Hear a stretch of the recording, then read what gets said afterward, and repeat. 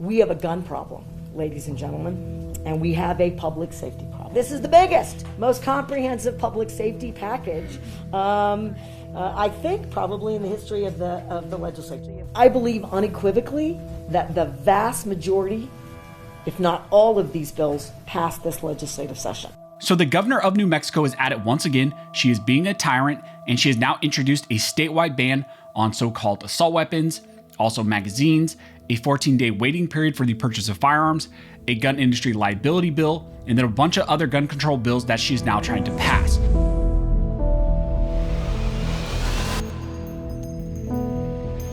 Now, real quick before we jump into this video, I do want to ask you guys that, if you've watched this channel for a long time, I believe about like 60% of all my viewers are not actually subscribed from the channel. So a big way that you guys can support this channel for free and actually help to get more information like this out to more people is subscribing to the channel.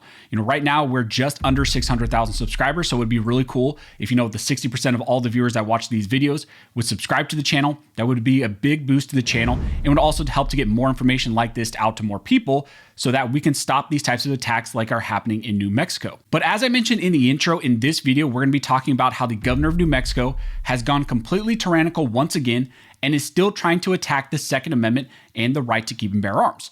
If you're not aware, recently the governor of New Mexico, Michelle Lujan Grisham, came out during a press conference and announced that she would be issuing a public health executive order.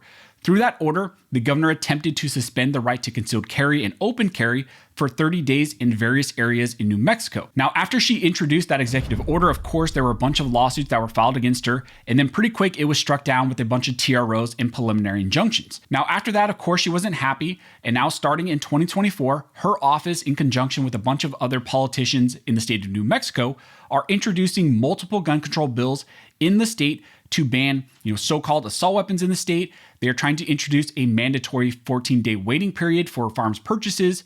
There's a bill that aims to pierce the PLCAA and try to sue gun manufacturers into the oblivion because of the production of various products. They're trying to hold them liable for criminal conduct of third parties. They're introducing red flag laws, and then a bunch of other things as well they're trying to introduce into the state. So a bunch of insane gun control bills that are now being pushed in the state of New Mexico. Now, the first one is essentially the adoption of the Gas-Operated Semi-Automatic Firearms Exclusion Act, also known as the Go Safe Act.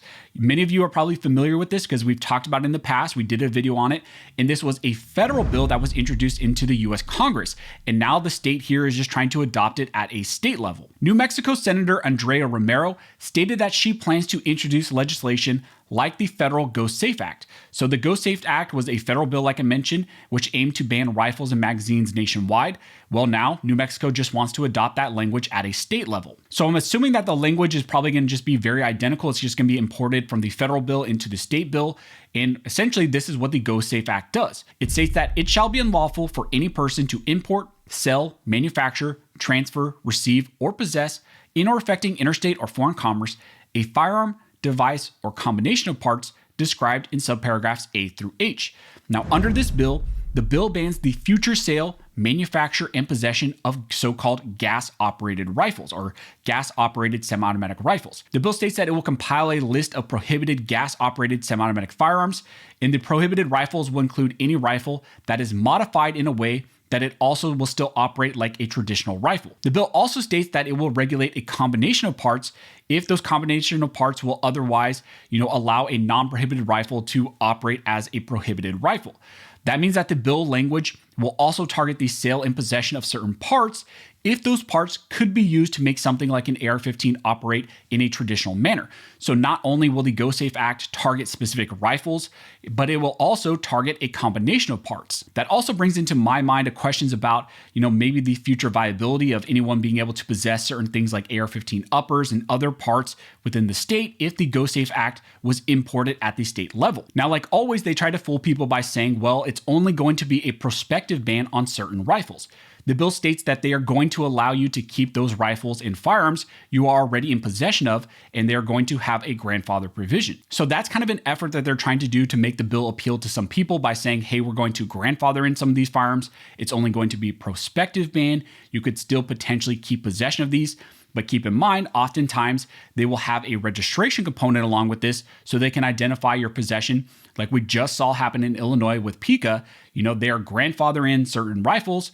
They're trying to ban certain rifles, but they have a grandfather provision. But also along with that comes a registration deadline. But this bill is not isolated to just a ban on some of the most commonly possessed rifles. It also is going to impact your possession of magazines.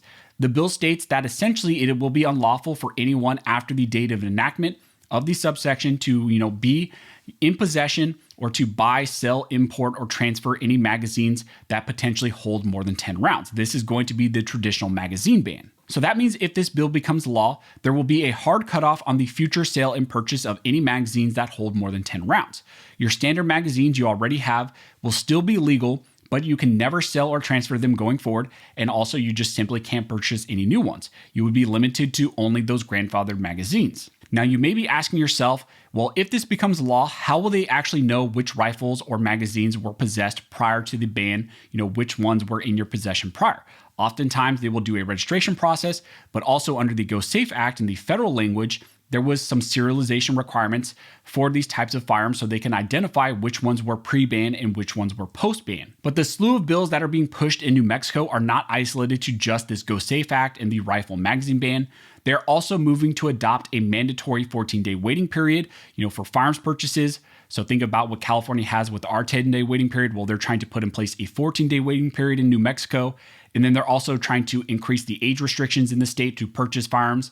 And then they're also seeking to put in place a statewide red flag law, and then also some language to try to pierce the PLCAA so that people can sue gun manufacturers for crimes which are committed with their products. Now, what is happening here is New Mexico is likely trying to adopt language from another federal gun control bill, which was introduced at a national level last year. The language I think they're going to try to adopt is the Gun Violence Prevention and Community Safety Act.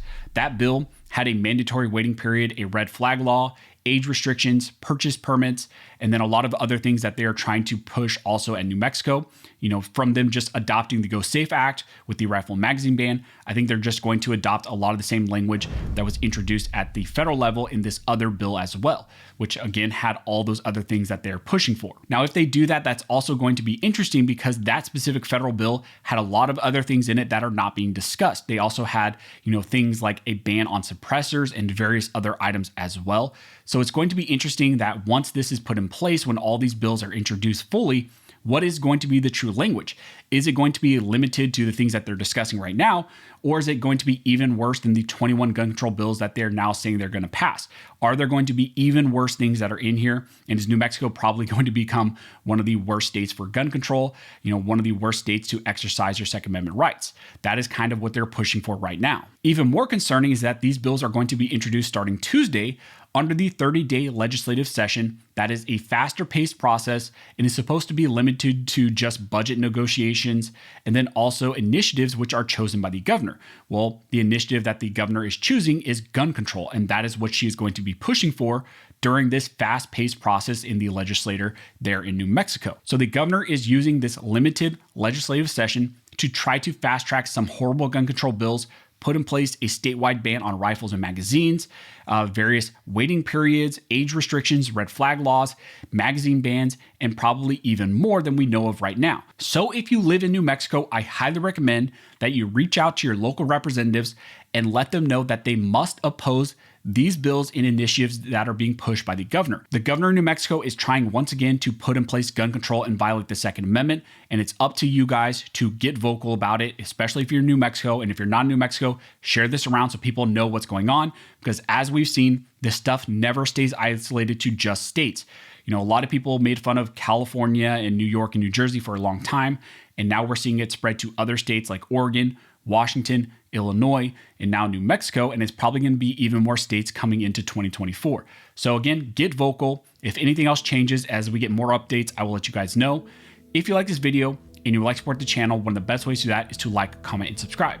All those things help to fuel the algorithm, and it signals to YouTube that you guys see value in these videos and in this type of 2A news. But as always, thank you all for watching. Don't forget to like and subscribe.